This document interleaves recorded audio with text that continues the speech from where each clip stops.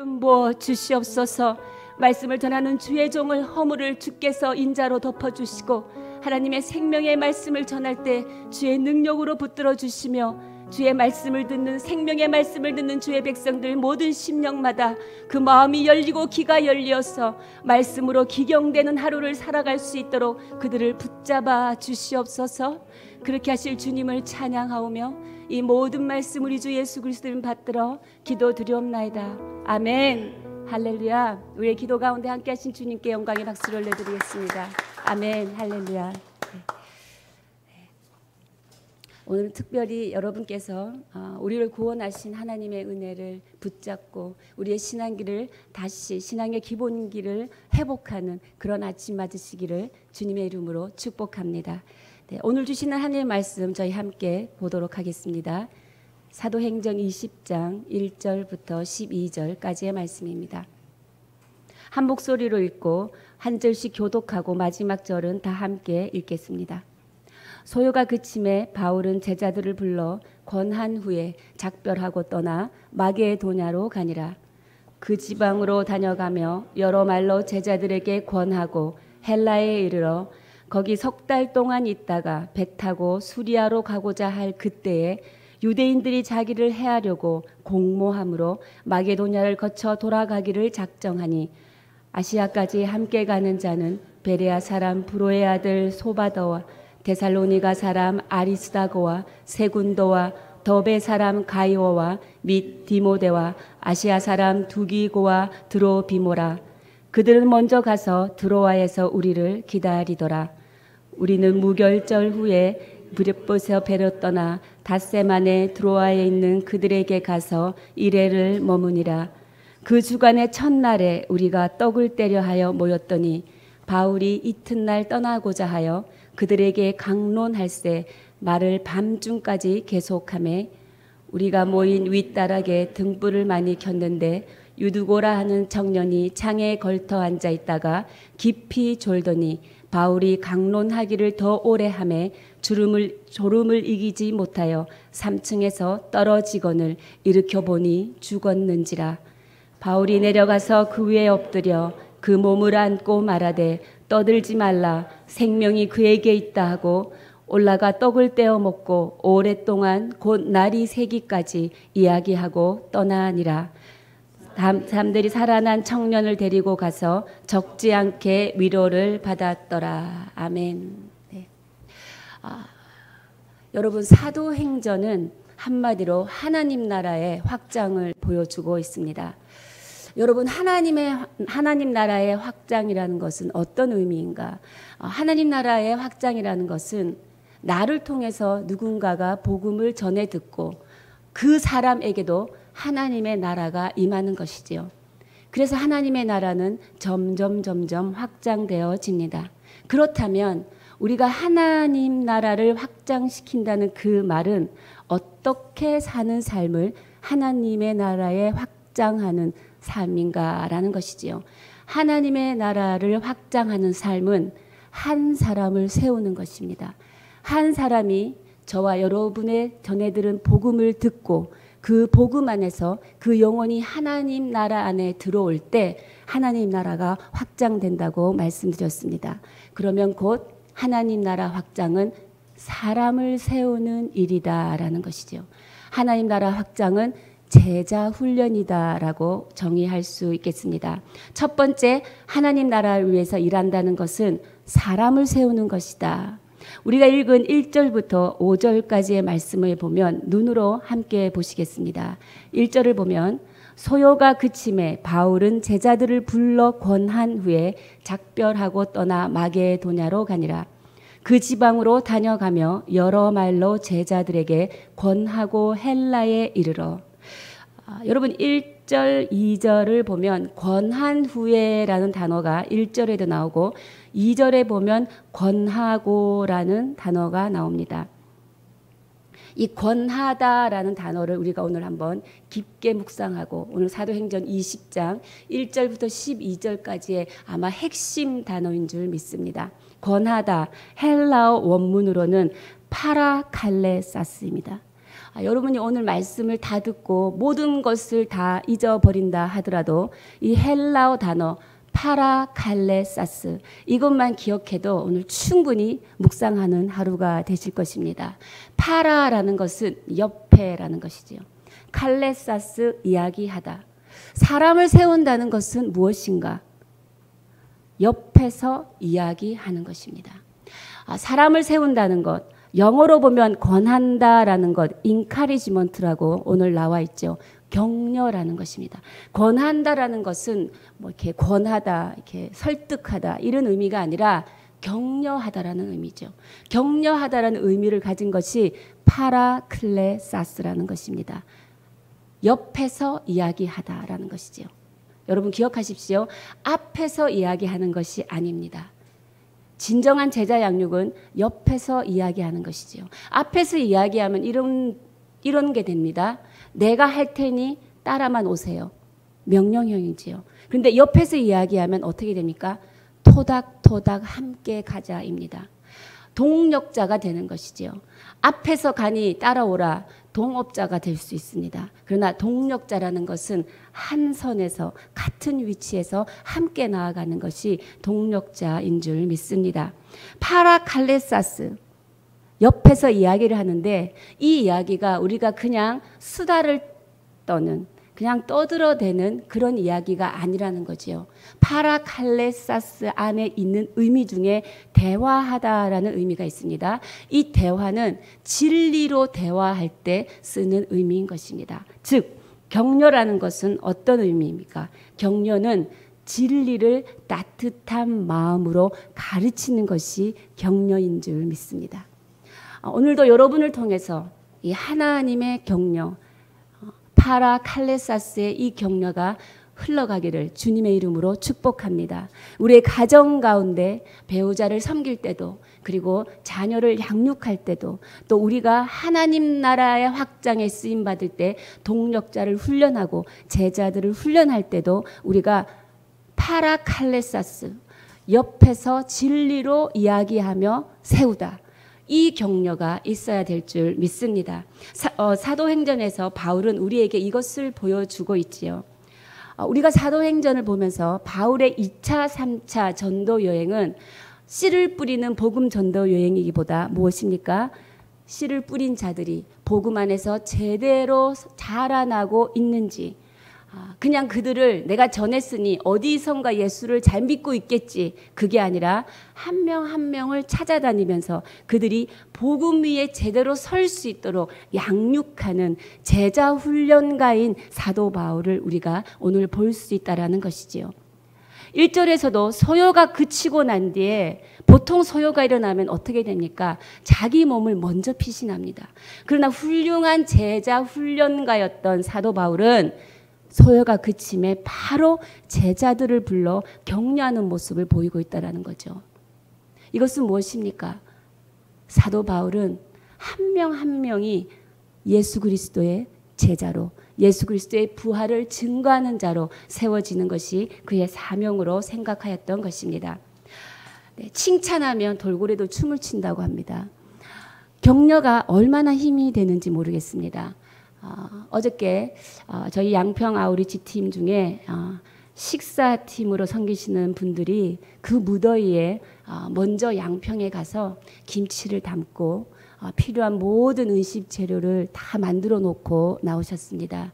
네, 오늘 이 아침에도 우리 예숙 집사님 많은 수고를 하고 또 새벽 기도에 또 나와 계십니다. 단톡방에서 정말 저는 많은 감동과 기쁨을 누렸습니다. 많은 분들이 응원합니다. 무더위에 감사합니다. 감동입니다. 최고십니다. 네, 이런 격려가 그분들로 하여금 잠시나마 무더위를 이기고 또 이런 팀원들을 위해서 내가 맛있는 음식을 준비해야겠다 힘을 얻는 시간이 아니었나 싶습니다. 이렇게 아름다운 공동체에는 이렇게 사람을 세워나가는 격려가 넘치는 것이지요. 근데 여러분 어떤 사람이 이런 격려자가 될 수 있을까요? 성숙한 사람이 격려자가 될 수 있습니다.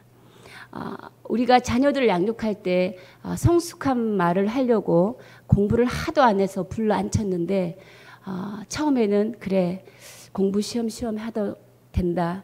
꼭 공부가 아니어도 된다 말을 하다가 어느 순간 제 마음에 이런 마음이 들었습니다. 이러다가 내 말을 믿고 진짜 공부 안 하면 어떡하지? 그래서 성숙으로 시작한 나의 조언은 결국은 미성숙으로 공부해라고 끝나고 말죠. 우리가 참 미성숙할 때는 사람을 격려하기 힘든 것입니다. 우리가 성숙함으로 사람을 세우는 격려자가 되시기를 주님의 이름으로 축복합니다. 7절부터의 말씀을 보면 뜬금없는 한 사건이 발생하죠. 네, 유두고라는 청년의 사건이 본문에 언급되고 있습니다. 우리 7절, 8절 다 함께 읽겠습니다. 시작. 9주간의 첫날에 우리가 떡을 떼려 하여 모였더니 바울이 이튿날 떠나고자 하여 그들에게 강론할세 말을 밤중까지 계속하매 우리가 모인 윗다락에 등불을 많이 켰는데 네. 그 주간의 첫날에라고 시작하죠. 시기를 말하고 있습니다. 다른 번역은 안식 후 첫날이라고 말하고 있습니다. 여러분 안식 후 첫날이면 무슨 요일입니까? 네, 굶주려 크게 말씀해 주십시오. 무슨 날입니까? 안식 후 첫날은? 네, 주일입니다. 네. 일요일이라고 말씀하셔도 괜찮습니다. 왜냐하면 믿는 자에게는 모든 날이 주일이기 때문입니다. 네, 안식 후 첫날이면 주일이죠. 주일날 이들이 떡을 떼려 하여 모였다라는 것이죠. 떡을 떼려 하다. 이거 예배하러 모였다는 것입니다. 왜? 사도 바울이 이제 3년 만에 에베소 사역을 마치고 그 다음날 떠나고자 한다라는 것이지요. 그래서 정말 이 날이 마지막 날이고 또 우리가 언제 만날 줄 모르는 그 안타까운 마음, 그 사랑하는 사람들을 떼놓고 가야 하는 그 목회자의 마음 어떻겠습니까? 밤새 예수 그리스도 하나님의 나라에 대해서 가르치고 싶고 설교하고 싶었던 것이지요. 그래서 강론할세 그 말이 밤중까지 계속되었다라는 것이지요. 그리고 8절에 보면 우리가 모인 윗다락에 등불이 많이 켰는데 등불이 많이 켰다라는 것은 이 다락방은 작지 않았다는 거겠죠. 크니까 등불이 많이 필요했죠. 근데 9절에 보면 다 함께 우리 읽도록 하겠습니다. 시작. 유두고라 하는 청년이 창에 걸터 앉아 있다가 깊이 졸더니 바울이 강론하기를 더 오래 하매 졸음을 이기지 못하여 3층에서 떨어지거늘 일으켜보니 죽었는지라. 네. 유두고라는 청년이 설교를 듣다가 창문에 걸터 앉았는데 졸음이 와서 떨어져서 죽은 것 같다라는 게 아니라 죽었는지라라고 9절은 말하고 있습니다. 설교 들을 때 졸면 죽을 수도 있습니다. 이거는 농담인 거 아시죠? 이 정황을 구체적으로 바라보겠습니다. 유두고라는 이름은 헬라어로 유티코스예요. 이 유티코스라는 것은 로마나 헬라 시대에 그 사람의 이름 안에, 그러니까 이름을 부를 때 그 이름만 들어도 이 사람이 귀족의 신분인지 천한 신분인지 우리가 알 수 있습니다. 근데 이 유티코스라는 것은 우리나라 옛날 양반 시대에 이렇게 돌쇠라는 그런 거죠. 그러니까 노예 아니면 노예보다 조금 나은 종 들을 부를 때 유티코스라고 부르고 있죠. 그럼 이 사람이 어떤 사람인지 우리가 알 수 있죠. 하루 종일 남의 집살이를 하다가 피곤한 몸으로 사도 바울이 내일이면 떠난다고 하니 그 말씀을 듣고 싶어서 이 다락방, 이 주일 예배에 왔다는 것입니다. 저는 예배 시간에 조는 사람을 나무라고 싶은 마음이 하나도 없습니다. 이왕 주무실 거 아버지 집에서 평안 가운데 주무시는 거 저는 격려합니다. 네, 편안하게 주무시기 바랍니다. 네, 졸다가 3층에서 떨어져 죽었는지라. 네, 다락방이 3층이었다는 거죠. 예배를 드리고 있는데 여러분 생각해 보십시오. 어떤 청년 하나가 떨어졌답니다. 근데 죽었대요. 사도 바울이 설교를 하다가 예배를 중단됐겠죠. 그 청년의 죽음으로 지금 예배가 중단된 상태입니다. 예배가 끊어진 상태라는 것입니다. 우리가 이 유두고라는 청년의 내면의 삶을 보면 우리와 똑같다라는 것이죠. 누군가의 손 아래서 평생 고단하게 살아가는 청년.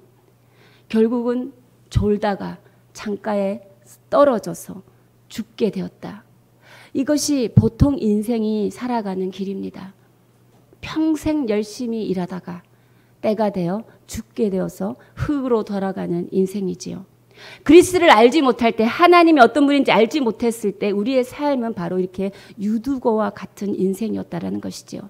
인생에 죄가 들어와서 죄를 먹고 마시고 죽을 수밖에 없는 인생을 살았던 우리의 걸음들이었다는 것입니다.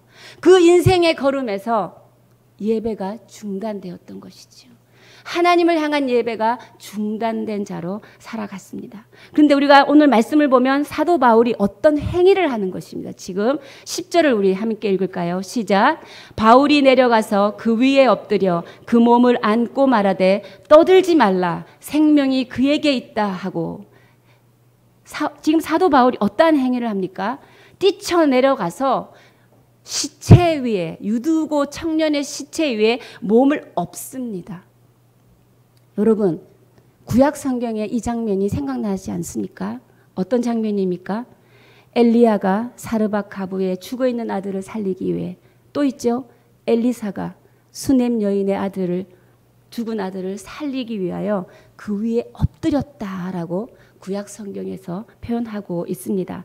이 엎드리다라는 이 헬라 의미는 어떤 의미냐면, 그냥 엎드리는 게 아니라 엎드렸을 때 무언가를 밀어넣고 무언가를 덮어버린다는 의미가 있는 것이죠. 무언가를 밀어넣고 무언가를 덮어버린다. 무엇입니까? 무엇을 밀어넣습니까? 엎드려 있을 때 생명을 밀어넣습니다. 죽은 자에게 생명을 밀어넣고 무엇을 덮어버립니까? 사망의 권세를 덮어버리는 것입니다. 이것이 오늘 엎드리다의 의미인 것이지요. 엎드린 것에서 끝나지 않았다라는 거 오늘 생각해 보기를 원합니다. 그 몸을 안고 말하되, 엎드려서 안았다라는 것은 가슴으로 끌어당겼다라는 것이지요. 여기서 우리는 또다시 제자 양육은 가슴으로 끌어안는 것이다라는 것이죠. 바울의 양육은 강의에 의존하는 인지적 교육 시스템이 아니었다라는 것입니다. 그 사람을 사랑해서 하나님의 사랑으로 세우기를 원하는 강력한 사랑의 동기에서 시작하고 있다는 것이죠. 사람을 끌어안는 게 제자훈련입니다. 제자훈련은 몸으로 하는 것이 아니라 가슴으로 하는 것이지요. 끌어안고 사도 바울이 기도했습니다. 무슨 기도했습니까? 주님, 생명을 회복하게 하여 주시옵소서. 그러고 난 뒤에 사도 바울이 바로 말합니다. 생명이 그에게 있다 하고. 할렐루야. 뭡니까? 부활입니다. 죽었던 유두구의 청년이 다시 살아난 것입니다. 11절 우리 함께 읽겠습니다. 시작. 올라가 떡을 떼어 먹고 오랫동안 곧 날이 새기까지 이야기하고 떠나니라. 진짜 살아났습니다. 11절에 뭐라고 합니까? 이 청년이 올라서 걸어갔다고 합니다. 그리고 떡을 먹었대요. 죽은 사람이 어떻게 떡을 먹겠습니까? 떡을 떼어 먹었습니다. 그리고 날이 새기까지 이야기했다라는 것이죠. 그 다락방에 모인 모든 사람들이 지금 바로 그 자리에서 하나님의 기적, 부활 사건을 체험하게 되었다라는 것입니다. 사랑하는 여러분, 이 날이 언제라고요? 주일이라고 그랬잖아요. 주일 예배 가운데 예수 그리스도의 구원의 능력과 예수 그리스도의 부활의 임재를 깊이 체험하게 되었다라는 것입니다. 저는 오늘 여러분을 축복합니다. 여러분 주일 예배를 지킴으로, 주일을 성수함으로써 여러분의 삶 가운데 하나님의 기적, 즉 부활 사건과 같은 말씀이 그대로 사건이 되는 그 기적이 충만하게 누려지기를 주님의 이름으로 축복합니다. 주일 예배 안에 숨어있는 이 하나님의 신비를 우리가 발견할 수 있는 것입니다. 이 청년이 살아났죠. 부활의 사건을 통해서 살아나서 12절에 보면 사람들이 살아난 청년을 데리고 가서 적지 않게 위로를 받았더라. 네, 모든 사람들이 다시 살아난 청년을 바라보며 무엇입니까? 예수 그리스도는 부활하셨다. 그는 십자가에 그냥 죽지 않았고 부활하셨고 승천하셔서 지금도 살아계셔서 인간의 모든 생명을 주관하고 계신다. 그 예수 그리스도가 바로 나의 주인이시며 나를 구원하신 구주라는 이 고백을 할 때 하나님의 백성은 가장 행복한 것입니다. 여기서 위로를 받았더라. 적지 않게 위로를 받았더라. 많은 위로를 받았다는 거죠. 여기서 위로도 아까 제가 말씀한 헬라의 원문 단어 파라칼레사스입니다.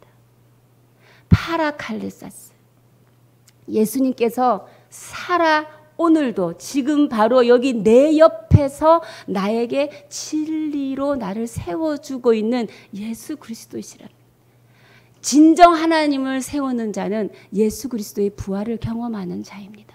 예수 그리스도의 부활을 맛본 자는 행복한 자인 것입니다. 오늘 제가 말씀 제목을 행복한 사람이다라고 붙였습니다. 행복한 사람. 행복한 사람은 어떤 사람인가? 바로 이거죠. 부활을 본 자, 부활을 경험한 자들이 행복한 자일 줄 믿습니다.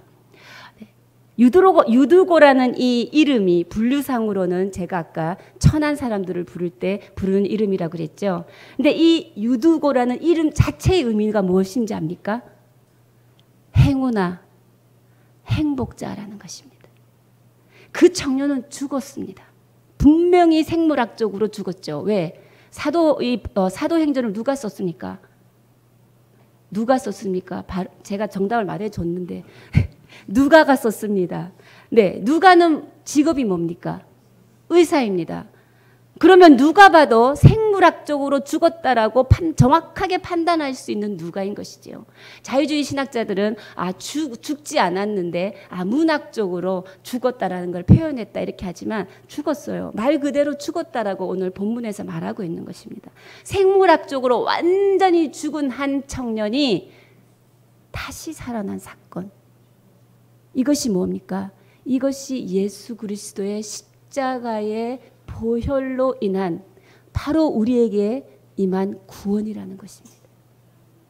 이 구원의 은혜가 지금 바로 저 옆에서, 여러분 옆에서 지금 계속해서 진리를 말하고 있다는 것입니다.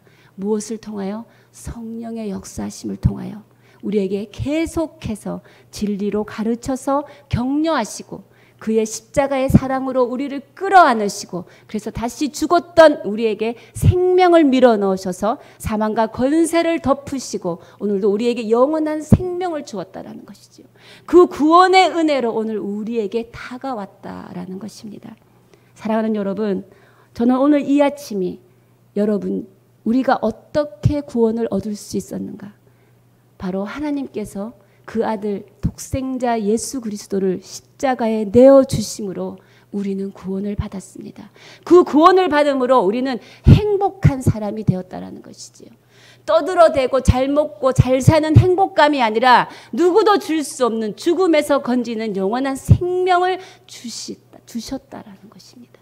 이 영원한 생명은 바로 예수 그리스도를 믿는 믿음 안에서만 우리가 얻을 수 있다는 것이지요. 우리는 그 믿음으로 부름받은 성도입니다.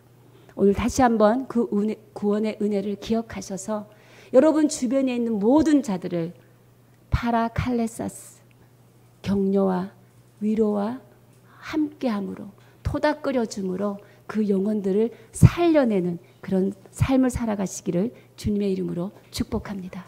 네, 함께 기도하시겠습니다. 살아계신 하나님, 그렇습니다.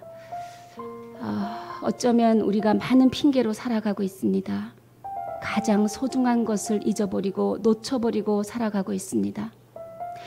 우리의 신앙에서도 행위만 남아있지 않은지, 또 우리가 주를 찾고 기도하는 모든 기도 중에서도 중언부언하며 그냥 떠들어대는 소리만 남아있지 않은지 오늘 이 시간 겸허한 마음으로 주님 앞에 엎드립니다. 주님, 우리가 다시 한번 우리 주 예수 그리스도의 그 구원의 은혜를 기억하게 하여 주시옵소서. 그 구원이 얼마나 소중하고 얼마나 놀라운 은혜의 사건인지, 나에게 영원한 생명이 들어오기까지 우리 주 예수 그리스도의 그 십자가의 고통과 고난과 모든 아픔이 하나님 다 우리의 죄를 대신 치르기에 다 지불한 것임을 다시 한번 붙들고 이 귀한 구원이 나에게 왔음에 주님 앞에 감사하며 사람을 살리는 자로 살아가게 하여 주시옵소서. 우리 주님 앞에 마음을 다하여 회개의 심령으로 기도하며 간구하며 나아가시겠습니다. 부활의 하나님, 생명의 하나님, 진리의 하나님, 오늘도 우리를 떠나지 아니하시고 주께서 우리에게 허락하신 그 성령으로 인하여 바로 여기 지금 여기서 우리 옆에서 우리를 토닥토닥 위로하여 주시고 진리를 가르쳐 주시고 진리로 인도하여 주셔서 우리의 모든 아픔을 가슴으로 끌어안으며 하나님 생명을 밀어넣어 주시는 주님 감사합니다. 주님, 우리도 그런 사람으로 살아가기를 원합니다. 주님, 우리도 하나님이 우리를 살리신 것처럼 하나님 우리 주변에 우리 가정에 아버지, 배우자나 자녀나 소중한 모든 동력자들을 그렇게 살리며 살아가는 자가 되게 하여 주시옵소서. 그런 가정 되게 하여 주시옵소서. 그런 교회가 되게 하여 주시옵소서. 내가 주님의 위로로 주님의 힘으로 주님의 생명으로 살아났으니 살아난 자 그 생명을 또 건지는 자로 살아갈 수 있도록 하나님 역사하여 주시옵소서. 하나님, 우리가 격려하는 자가 되기를 원합니다. 성숙함으로 사람을 세워나가는 자가 되게 하여 주시고 하나님, 우리의 주를 향한 모든 예배가 하나님 우리가 마음과 뜻을 다하여 주님 앞에 드려지는 우리의 마음의 예배가 되게 하여 주시고 주일 예배를 온전히 성수함으로 주일 예배 가운데 흘러나오는 주님의 거룩함이 우리가 살아가는 일상의 일주일을 덮을 수 있도록 하나님 역사하여 주시옵소서. 우리의 마음을 받아 주시옵소서. 살아계신 주님 감사합니다. 한 주간 주님의 대속의 은혜를 회복하게 하시고 묵상하게 하여 주십시오. 흐트러졌던 우리의 모든 신앙을 다시 붙잡게 하여 주시고 새로운 결단으로 주 앞에 나아가 하나님의 사람들을 살려내는 자로 주의 복음을 거절하고 듣지 못한 자들을 향해 하나님 가슴으로 끌어안는 자로 그렇게 양육하러 세우는 자로 우리가 살아갈 수 있도록 성령이 함께하여 주시옵소서. 오늘도 우리 옆에서 우리를 지켜주시고 진리에 대해 말씀하시는 성령님, 오늘도 성령님의 위로와 큰 힘이 있기에 담대히 세상 한가운데 걸어가오니 오늘 주의 백성들 머리 위에 하나님의 기름 부으심으로 가득 채워 주시옵소서. 그렇게 하실 주님을 신뢰하며 이 모든 말씀 우리 주 예수 그리스도의 은혜, 예수 그리스도의 이름으로 기도드려며 지금 이 시간 우리 주 예수 그리스도의 크신 은혜와 하나님 아버지의 무한하신 사랑과 성령의 위로 교통 역사하심이 예수 그리스도의 부활을 직접 경험하고 체험한 자로 이제는 믿음으로 담대히 세상 한가운데 걸어가 하나님의 사람으로 사람을 살리는 자로 살아가기를 결단하는 주의 백성들 머리 위에 사람 살리는 교회 위에 지금부터 영원까지 함께 하시기를 간절히 축원하옵나이다. 아멘.